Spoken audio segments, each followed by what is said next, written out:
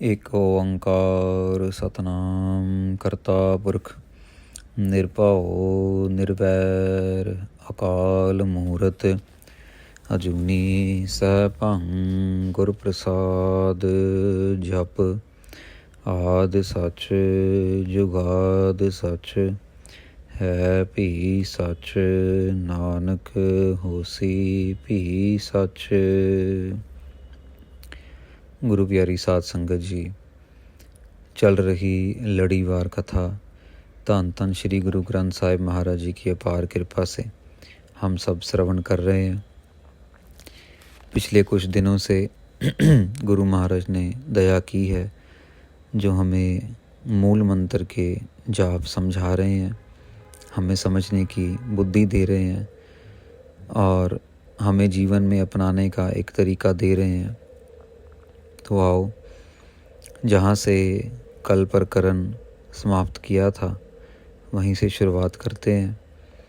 गुरु महाराज ने दया की, एक ओंकार सतनाम करता पुरख निरभਉ निर्वैर अकाल मूरत अजूनी सैभं गुर प्रसाद तक की कथा हम लोग सब श्रवण कर चुके हैं। आज गुरु प्रसाद को ही आगे लेके जाना है, उसी को और अच्छे से समझने की कोशिश करनी है कि हमने अक्षर के मीनिंग समझे कि गुरु प्रसाद का मीनिंग गुरु की कृपा द्वारा। सिद्ध पुरुषों ने पूछा कि महाराज आपने इतना ज्ञान दिया है कि परमेश्वर अकाल है, वो काल से दूर है, काल से परे है, वो अजूनी है, वो जूनों में नहीं आता, 84 लाख जूनों को बनाने वाला है, उनके अंदर अपनी शक्ति भरने वाला है, लेकिन वो खुद जून में कभी नहीं आता। तो ये सारा ज्ञान आपने दिया, पर ये सारा ज्ञान मिलेगा कहाँ से? ये परमेश्वर अकाल पुरख वाहिगुरु के प्राप्ति कैसे होगी? ये होगी गुरु की कृपा से। तो गुरु नानक देव जी महाराज गुरु प्रसाद के ऊपर बहुत ज़ोर दे रहे हैं और साध संगत जी, इसको हमें भी बड़े ज़ोर से पकड़ के रखना है। गुरु की कृपा लेने के लिए यही एक तरीका है कि हमारी सारी की हुई मेहनत, हमारी सारी भक्ति भावना, जैसे हमने पीछे बताया कि गोविंद पाओ भगत दा भुखा, भाई गुरदास जी कहते हैं, ये भावना और भक्ति का भूखा है। और यही भावना और भक्ति जो है हमें गुरु प्रसाद दिलवा सकती है, हमें गुरु की कृपा दे सकती है।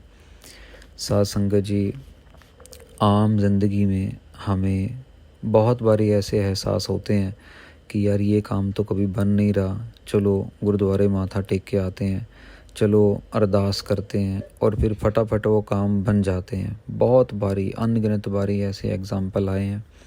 वो साध संगत जी और कुछ नहीं होता, वो गुरु प्रसाद ही है, वो गुरु की कृपा ही है। जब गुरु तरस करके हमारे रुके हुए काम बना देते हैं, जब गुरु तरस करके हमें अमृत वेला उठालना शुरू कर देते हैं, जब गुरु तरस करके हमारे जीवन में आने वाले दुखों तकलीफ़ों को, कलेशों को जो है वो नाश कर देते हैं, क्योंकि हम गुरबाणी का जाप कर रहे हैं, हमारा ये भरोसा बना है।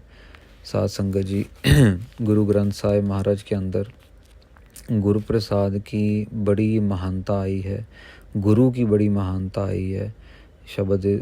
कई शब्दों में बार बार गुरु महाराज ने गुरु और चेले के रिश्ते को ऐसे दर्शाया है कि बिना गुरु के जो जीवन है हमारा बिल्कुल अधूरा है।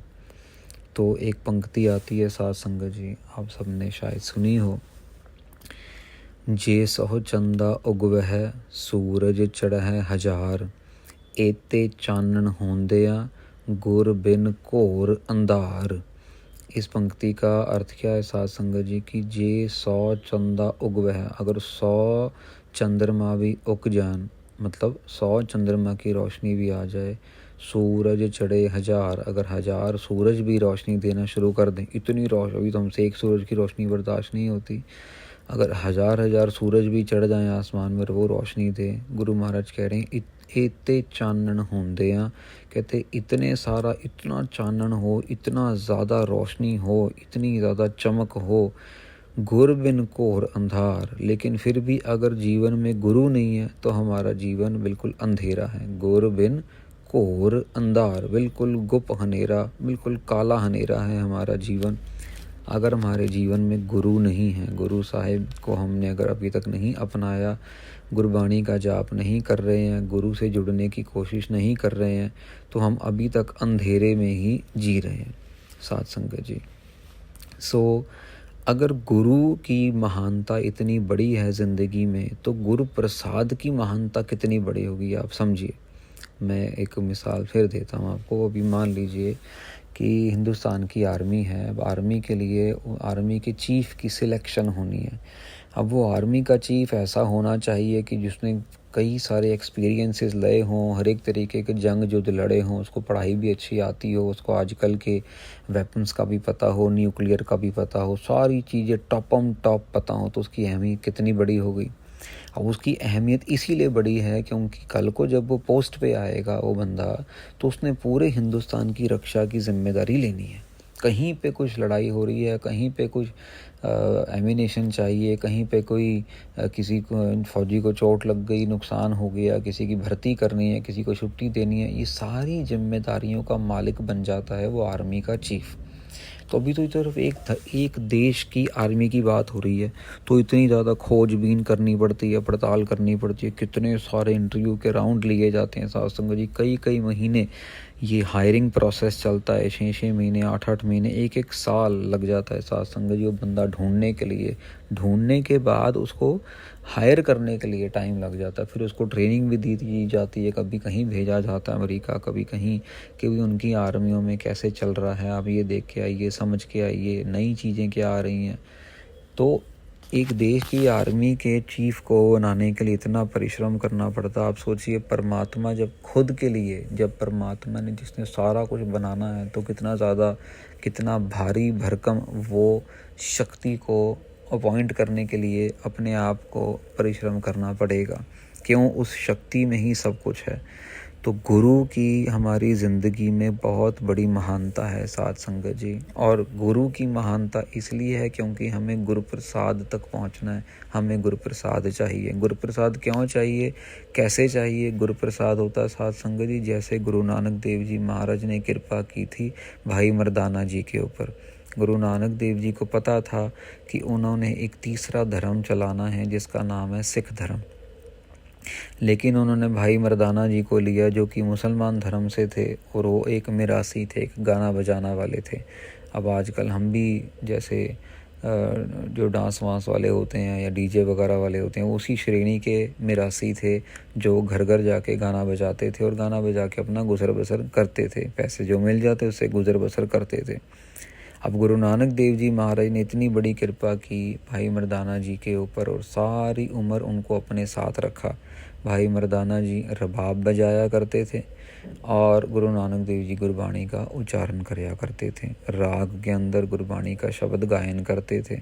अब आप सोचिए साध संगत जी, अगर गुरु नानक देव जी महाराज ने भाई मर्दाना जी के सिर के ऊपर हाथ ना रखा होता और उनको अपने साथ ना लेके जाते, जगह जगह 4 उदासियाँ की, कई हज़ार किलोमीटर गुरु नानक देव जी महाराज के साथ भाई मर्दाना जी भी गए। जहाँ जहाँ गुरु नानक देव जी ने जाना चाहा, वहाँ भाई मर्दाना जी को साथ में लेके गए अपने। और लेकिन अगर इतिहास में गुरु महाराज ये गुरु प्रसाद ना करते, ये कृपा ना करते, तो आज इतिहास कुछ और होता और हम भी जो हैं इतिहास के कुछ और पन्ने वाच रहे होते। पता नहीं गुरु महाराज कितने शब्द उच्चारण करते, पता नहीं महाराज कौन से राग में उच्चारण करते, पता नहीं महाराज करते भी कि नहीं करते, पता नहीं महाराज कोई और रास्ता अपना लेते, हमें कुछ नहीं पता। ये गुरु महाराज ने सब बहुत बड़ी कृपा की, गुरु प्रसाद किया।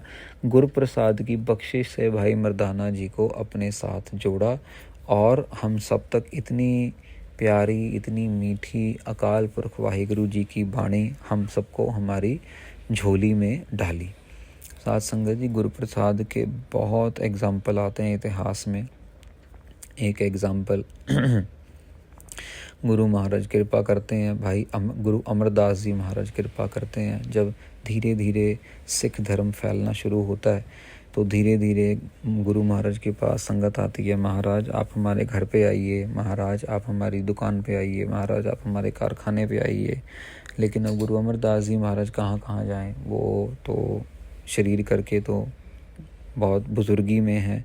जब वो गुरुगद्दी पे बैठे हैं तभी उनकी उम्र 70 साल से ऊपर थी, और जब उन्होंने अपना शरीर शांत किया तब उनकी उम्र 90 साल से ऊपर थी। अब आप सोचिए, तो गुरु महाराज ने बहुत बड़ी कृपा की, गुरु प्रसाद किया साध संगत जी। गुरु महाराज ने 22 मंजियाँ थाप दी। 22 मतलब 22, मंजियाँ मतलब प्रचारक, पर बड़े यूनिक तरीके से प्रचारक थापे। आजकल की तो और सिचुएशन है ना, क्योंकि गुरु नानक देव जी ने हम सबको गृहस्थी बनाया, तो गुरु अमरदास जी महाराज ने हस्बैंड एंड वाइफ दोनों को ही प्रचारक बनाया। और महाराज ने आज भी साध संगत जी उन 22 कपल्स के नाम, 22 कपल के नाम गोविंदवाल साहब, जहाँ पे गुरु अमरदास जी महाराज ने अपना गुरुद्वारा बनवाया, जहाँ पे सारा प्रचार किया, वहाँ पे आज भी उनके नाम लिखे हुए हैं। गुरु महाराज ने 22 कपल्स उस टाइम मंजियाँ थापी कि जाओ, तुम जाओ और घर घर जाके, दूर दूर तक जाके गुरु नानक की सिक्खी का प्रचार करो। जो जो आपको घर पे बुलाए, पहले गुरबाणी का जाप करो, फिर प्रसादा पानी छको, लेकिन सब काम इकट्ठे करना। इकट्ठे मतलब एज अ कपल करना है। एक को महाराज ने किसी डायरेक्शन में भेजा, दूसरे को किसी डायरेक्शन में भेजा, तीसरे को किसी डायरेक्शन में भेजा। महाराज ने बहुत बड़ी कृपा की। क्या की साध संगत जी की, महाराज ने गृहस्थी बंदों को महाराज ने प्रचारक बनाया। क्योंकि उससे पहले ज़माने में क्या होता था कि अकेले मर्द लोग जाते थे, और जब फिर बाहर जाते थे तो फिर किसी और औरत की तरफ ध्यान हो गया, ये हो गया, वो हो गया, और पीछे घर में बच्चे परेशान हैं, पीछे घर में पहली औरत है, और इस चक्कर में कई जो हैं घर जो हैं वो ख़राब भी हो जाया करते थे। लेकिन गुरु महाराज ने एक नया तरीका निकाला, और गृहस्थियों को महाराज ने, हस्बैंड वाइफ को पूरा प्रचारक बना दिया। और आज हमारे सिख धर्म में आपको कई जगह देखने को मिलेगा कि हस्बैंड भी प्रचार कर रहा है और वाइफ भी प्रचार कर रही है। हस्बैंड और वाइफ दोनों के दोनों ही संगत की सेवा में लगे हुए हैं। आपको ऐसा कई बारी देखने को मिलेगा साध संगत जी। ये वहीं से चला आ रहा है कि दोनों के दोनों एक साथ गुरु महाराज की सेवा करें। ये बहुत बड़ी गुरु प्रसाद की गुरु अमरदास जी महाराज ने फ्यूचर को सोचते हुए, पास्ट को सोचते हुए, ये देखते हुए कि भाई गुरबानी के प्रचार की ज़रूरत ना सिर्फ मर्द मुंह से है, ना सिर्फ मर्द अपने मुंह से करे, लेकिन औरतें भी अपने मुंह से करें, ताकि औरत जाति जो है वो भी गुरबानी से अच्छे से जुड़ सके। उनके भी जो डाउट्स हैं, उनके भी जो हेल्थ इश्यूज़ होते हैं, वो अगर उन्होंने किसी से पूछने हैं, शर्म ना करें। इसके लिए महाराज ने बहुत बड़ा एक कृपा की, और औरत जाति को भी महाराज ने प्रचार करने की जो है वो खुल दे दी, उनको भी चाबी दे दी। ये एक और एग्जाम्पल है साध संगत जी गुरु प्रसाद का। ये गुरु साहब ने बहुत बड़ी कृपा की। इसीलिए आज आप देखते हैं कि स्टेजों पे औरतें बैठ के कथा करती हैं, कीर्तन करती हैं, सुखमनी साहिब के पाठ करती हैं। मेरे ख्याल हिंदुस्तान में, शायद हिंदुस्तान से बाहर भी शायद जितने गुरुद्वारे हैं भी किसी न किसी लेडी की ड्यूटी लगी हुई होती है। सुखमनी साहिब जथा, सुखमनी सेवक जथा, सुखमनी पाठ जथा, सुखमनी सेवा दल, कहीं ना कहीं सुखमनी साहिब के नाम से औरतों का जो ग्रुप बना ही हुआ है हर एक गुरुद्वारा साहब के अंदर। ये बहुत बड़ी कृपा गुरु अमरदास जी महाराज ने उस समय में की। साध संगत जी, गुरु प्रसाद की जितनी मर्जी हम कह लो कि साखियाँ आपके साथ शेयर कर लें, बस मकसद यही है कि हमें इसके एहसास हो कि गुरु महाराज अपनी कृपा कभी भी किसी के ऊपर भी, किसी भी वक्त, किसी भी शेप के अंदर कर सकते हैं। भले ही वो पैसे को लेके है, भले ही वो परिवार को लेके है, भले ही वो स्पिरिचुअलिटी को लेके है, लेकिन गुरु महाराज कभी भी कृपा कर सकते हैं। हमें सिर्फ उनके ऊपर अटूट भरोसा रखना है। हमें बस चलते जाना है। ज़्यादा से ज़्यादा क्या होगा साध संगत जी, मौत ही आएगी ना। वो तो वानी है, वो वैसे भी आ जानी है। मौत के डर से गलत काम नहीं करना, मौत के डर से किसी के आगे झुकना नहीं। अगर झुक जाते गुरु तेग बहादुर महाराज तो आज इतिहास कुछ और होता, लेकिन झुके नहीं। मौत के डर से झुके नहीं, मौत के डर से किसी के आगे घुटने नहीं टेके, मौत के डर से किसी की झूठी दलील नहीं मानी, मौत के डर से अपने धर्म को नहीं बदला, मौत के डर से या किसी और डर से इस सच्चाई से मुंह नहीं मोड़ा। मान लीजिए आपके ऊपर कोई झूठा इल्ज़ाम लगा देता है, अभी किसी के ऊपर कोई झूठा इल्ज़ाम लगा देता है और उसको फिर लालच में फंसाया जाता है, तंग किया जाता है, मेंटली टॉर्चर किया जाता है। और अगर वो इस सब टॉर्चर से, झूठ से तंग आके वो वाक़ई अपने आप को झूठा मानना शुरू कर दे तो फिर तो सारी गेम ही ख़त्म हो गई। लेकिन हमें अपने सच पे पहरा देना है। सच पे पहरा देने का नतीजा भले ही जो मर्ज़ी हो। भगत सिंह को भी फांसी लगी थी, बेअंत स्वतंत्रता संग्रामी जो है वो शहीद हुए थे उस टाइम पे, लेकिन वो सच पे खड़े। आज तक उनका नाम लिया जाता है। जिसने भगत सिंह को फांसी दी उस कसाई को लोग पसंद नहीं करते। उस कसाई का कहीं नाम नहीं आता, उस कसाई की कहीं फ़ोटो नहीं है, उसके बारे में किसी को नहीं पता। लेकिन भगत सिंह की फ़ोटो हर एक घर घर में है। पंजाब जाइए तो ख़ास तौर पे, और अगर आप पंजाब से बाहर भी जाते हैं, जहाँ जहाँ पंजाबी लोग बस रहे हैं, भगत सिंह के नाम की फ़ोटो, भगत सिंह के नाम का प्रचार लोगों के दिलों में बसा हुआ है।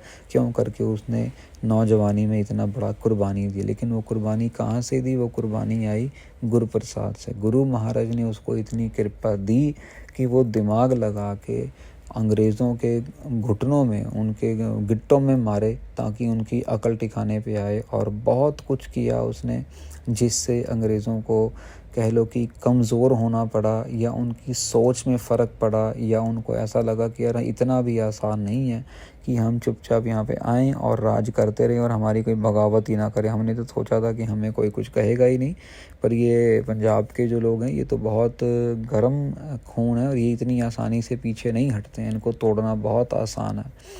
तो साध संगत जी, ये है गुरु प्रसाद, जो गुरु महाराज ने पता नहीं कितनों के ऊपर कब कब कहाँ कहाँ कैसे कैसे किया हो। ऐसे ही साध संगत जी आगे चलते हैं। आगे चलते चलते गुरु हरकृष्ण साहब जी के समय में एक साखी आती है कि गुरु हरकृष्ण साहब जब अम्बाला के पास पहुँचे हैं, तो आज भी वहाँ पे गुरुद्वारा मौजूद है। जब अम्बाले के पास पहुँचे हैं तो क्योंकि गुरु हरकृष्ण साहब जी की उम्र बहुत छोटी थी, 4 साल 11 महीने में उनको गुरु गद्दी पे सजा दिया गया था। 4 साल 11 महीने सिर्फ, आप समझ सकते हैं। और तकरीबन 8 साल की उम्र से पहले ही उन्होंने अपना शरीर शांत कर लिया था। तो जगह जगह ये डाउट आ गया था लोगों के मन में कि इतनी छोटी उम्र में गुरु कैसे बन सकते हैं। इतने बड़े बड़े काम हैं, प्रचार करना है, संगत के अंदर जाना है, आना है, लोगों से मिलना है। उस टाइम तक साध संगत जी सिख धर्म में शस्त्र भी आ गए थे और घोड़े भी आ गए थे। गुरु हरकृष्ण साहब जी से पहले गुरु हर राय साहब जी आए और गुरु हर राय साहब जी के पास 2200 घोड़सवार की एक आर्मी थी। साध संगत जी, 2200 घोड़े रखना और 2200 घोड़सवार रखना एक बहुत बड़ी बात है अपने आप में उस समय में। साध संगत जी, जिस समय में मुग़ल हुकूमत जो है वो 2200 तो छोड़ो, एक घोड़ा भी रखने को मंजूर नहीं होती थी, लेकिन इतना बड़ा आर्मी को संभालना एक बड़ी बात मानी गई उस समय में। तो इतना सब कुछ गुरु हरकृष्ण साहब महाराज भी संभाल रहे थे। लोगों को डाउट हुआ, तो ऐसा ही डाउट एक पंडित जी को भी हुआ जो कि अम्बाले के एरिए में थे। और जब गुरु हरकृष्ण साहब महाराज प्रचार करते करते अम्बाले की तरफ पहुँचे तो गुरु महाराज को पंडित जी ने चैलेंज किया कि आपने अपना नाम हरि कृष्ण रखा है, आपने कृष्ण से भी ऊपर नाम रख दिया हरि कृष्ण, पर आपने कभी गीता पढ़ी है? आपने कभी गीता के अर्थ समझे हैं? तो गुरु हरकृष्ण साहब महाराज अपने तख्त पे बैठे हुए हैं और पंडित जी ने जो बात की वो ऐसा नहीं कि कोई उनसे दुश्मनी मोलने वाली बात, ये नहीं कि भैया हम तुम्हें ये कर देंगे, ऐसा नहीं। पर वो ऐसे पूछ रहे थे कि आपने नाम तो रख लिया, लेकिन गीता के अर्थ, गीता का भी पढ़ी है या कुछ आपको पता है? तो पंडित जी की डाउट को क्लियर करने के लिए गुरु हरकृष्ण साहब महाराज कहते, पंडित जी हम छोटी करके साखी बता रहे हैं साध संगत जी, समा लिमिटेड होता है अपने पास।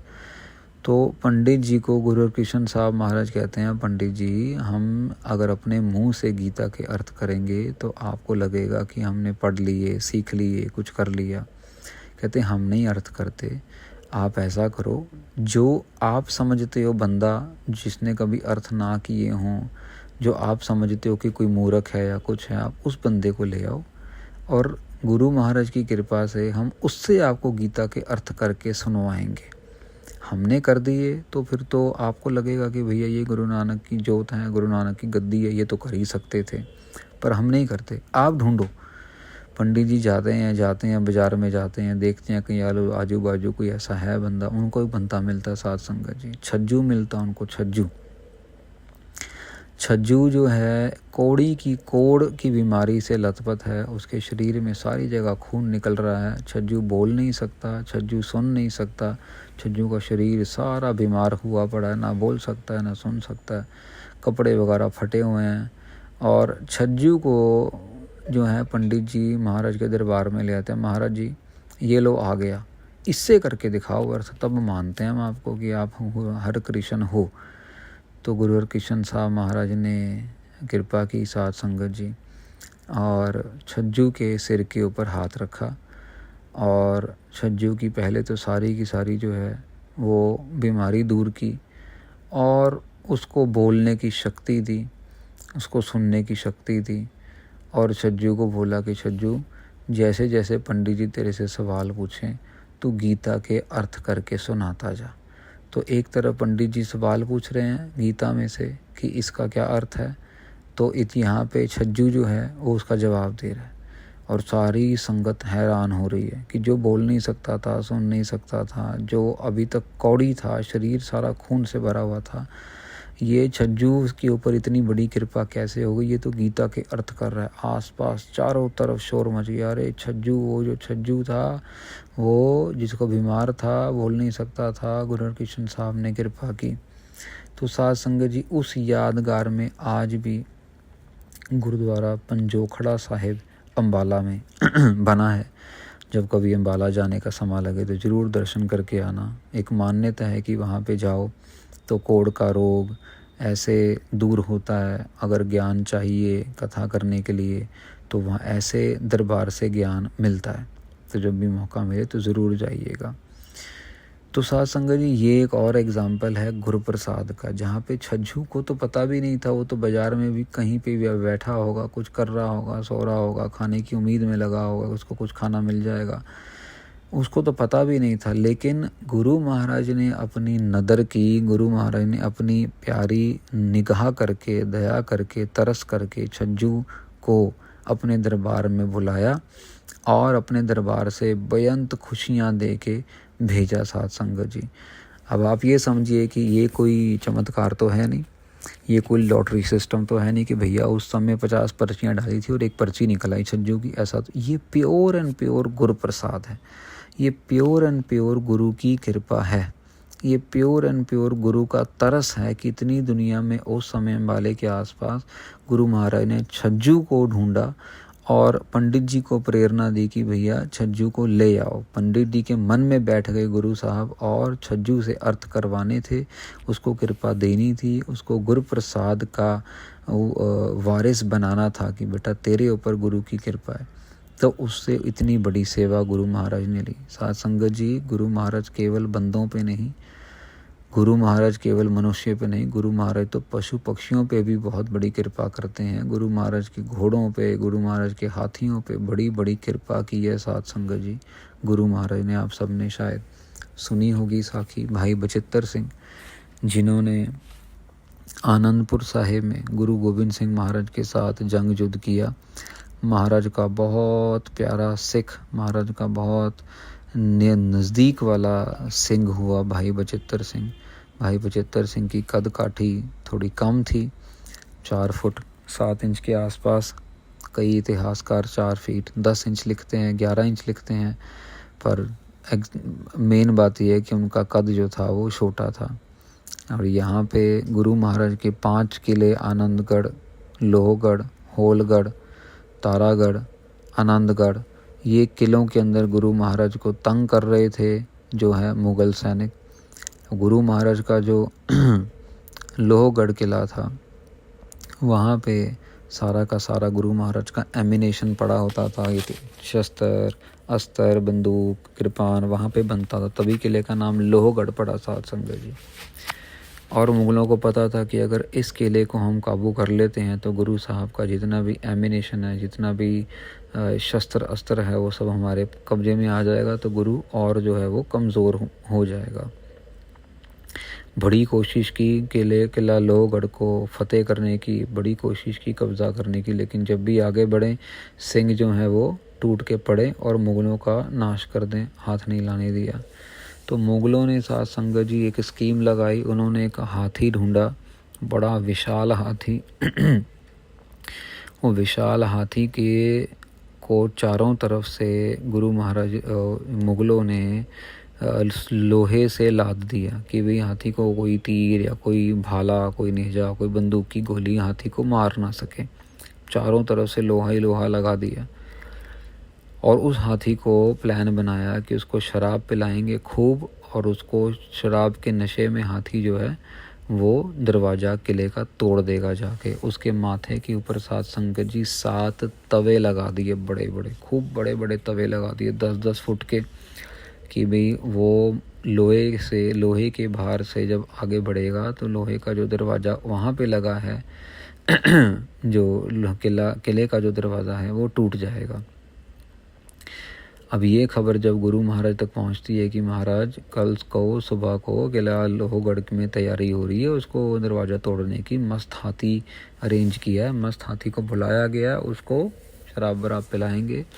ये सब साथ संगत जी मुग़लों के तरीके थे। ये आर्मी जैसे अब आज की डेट में टैंक है, आज की डेट में फाइटर जेट हैं, उस टाइम पे ऐसे हाथियों को शराब पिला के या ऐसे जीव जंतुओं का, सांप का इस्तेमाल किया जाता था, उसके जहर का इस्तेमाल किया जाता था, तो ये वेपन्स बन के काम आते थे।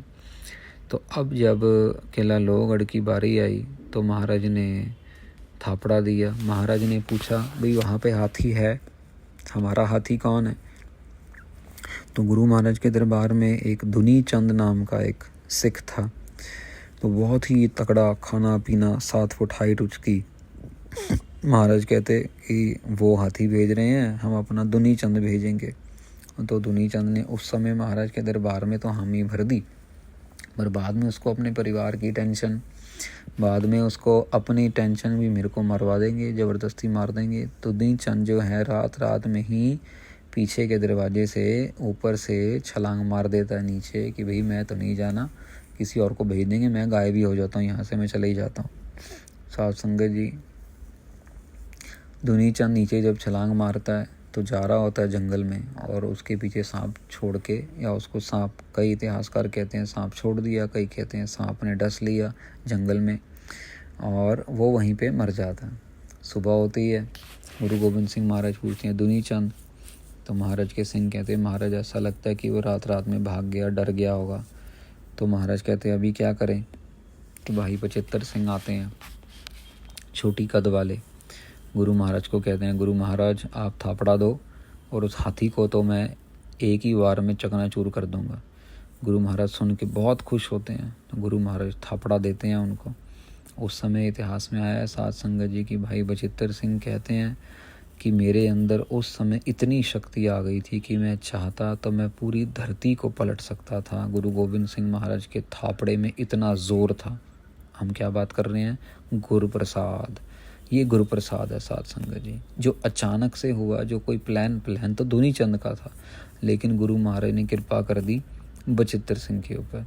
तो साथ संगत जी इतिहास के पन्नों में लिखा है भाई 75 सिंह जाते हैं और उनको एक स्पेशल नागनी बरछा दिया जाता है। एक बरछा होता है ना, लंबा सा डंडा, उसके ऊपर शस्त्र लगा होता है। इनको नागनी शेप का बरछा दिया। आज भी वो बरछा आनंदपुर साहिब में मौजूद है, आप दर्शन करना जब भी जाएंगे तो, इन्होंने किए हैं, मुबारक है। और गुरु गोविंद सिंह महाराज ने वो बरछा दिया भाई 75 सिंह को, और गुरु गोविंद सिंह महाराज कहते 75 सिंह हुन अब बस आगे ही आगे बढ़ना है। गुरु गोविंद सिंह महाराज को भाई 75 सिंह कहते हैं महाराज आपको जल्दी ही खुशखबरी सुनने को मिलेगी। ये जाते हैं, मस्त हाथी आगे से आ रहा है, भाई 75 सिंह दूसरी तरफ, मस्त हाथी एक तरफ, और साथ संगत जी इतना जान, इतने ज़ोर से, इतनी ताकत से वो 4 फुट 10 इंच का एक नौजवान गबरू, जिसकी उम्र भी अभी कोई बहुत ज़्यादा नहीं है, गुरु गोविंद सिंह महाराज की थापड़े की वजह से, कृपा की वजह से ऐसा वार करता है कि वो 7 के 7 तवे चीरती हुई उसकी नागनी बरछा सीधा हाथी के माथे में घुसती है, और मस्त हाथी पहले ही लोहगढ़ किले से पहले ही मिट जाता है, मर जाता है। 7 तवियों को काट देता है एक 4 फुट 10 इंच का सिख अपने नागनी बरछे से हाथी को मारने के लिए। ये होती है साध संगत जी गुरु प्रसाद, गुरु की कृपा। ये किसी पे भी हो सकती है, पर इसके लिए हमें सिर्फ भक्ति और भावना अपने मन में रखना। सो साध संगत जी, गुरु प्रसाद का यहाँ तक का प्रकरण पूरा हुआ। गुरु महाराज ने कृपा की। कल आगे और बढ़ेंगे और गुरु महाराज से कृपा करके महाराज से दया मांगेंगे कि महाराज हम सबको बुद्धि दे, सद्बुद्धि दे कि हम ये कथा सुन सकें, समझ सकें और अपने जीवन में अमल कर सकें। मेरी फिर बेनती है कि जब तक कथा आरंभ है, आप प्लीज़ एक एक जपजी साहिब का पाठ सब ने एक्स्ट्रा करना है। हम भी कर रहे हैं, हम तो 5 कर रहे हैं रोज़, कि गुरु महाराज हमें कम से कम ये कथा की सेवा के लिए इतनी शक्ति दी जाए कि हमसे कुछ गलत ना बोला जाए, हम भावना में रह के कथा करें और ऐसी कथा हो जिससे जीवन बदलें, ऐसी कथा हो जिससे किसी के जीवन में सुधार आए। तो हम भी अपने लिए गुरु महाराज को अरदास कर रहे हैं, जाप कर रहे हैं, जाप बढ़ाया हुआ है बहुत, जितना ज़्यादा समय मिलता है कर रहे हैं कि ये जो सेवा है ये अच्छे से हो जाए, ये परवान हो जाए। सेवा करनी अलग बात है साध संगत जी, सेवा परवान होनी अलग बात है। तो हम भी गुरु प्रसाद लोच रहे हैं, हम भी गुरु प्रसाद चाह रहे हैं कि महाराज ऐसा अपनी कृपा बना के ही रखना आप। तो साध संगत जी, इतनी आपने बेनतियाँ परवान करनी। कल आप सबके दर्शन करेंगे। खिमा जाचना। वाहिगुरु जी का खालसा, वाहिगुरु जी की फतेह।